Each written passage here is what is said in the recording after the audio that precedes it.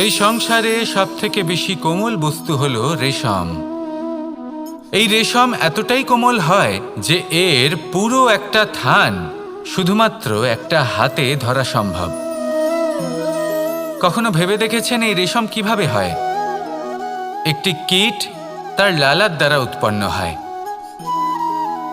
এই কীট সেই রেশমকে পাক দিতে থাকে, পাক দিতেই থাকে আর আস্তে আস্তে তার মধ্যেই জড়িয়ে পড়ে। শেষে ওর এই সুন্দর অমূল্য সৃষ্টি রেশমের এই সুতো তার নির্মাণ কার্য পূর্ণ হয়, কিন্তু তাতেই ও নিজে বন্দী হয়ে যায়। নিজেরই মায়াজালের এই বন্দী গৃহে নিজেই ফেঁসে যায়। এবার এই সুতোকে ব্যবহারযোগ্য করে তোলার জন্য এই কীটগুলিকে এই কবচের সাথেই ফুটন্ত জলে ফেলে দেওয়া হয়। এই সংসারে যদি আমাদের স্বপ্ন এই সংসারের দুঃখ হরণ করার জন্য, এই সংসারে সুখ বিতরণ করার জন্য হয়, তবেই আমাদের প্রগতি সম্ভব।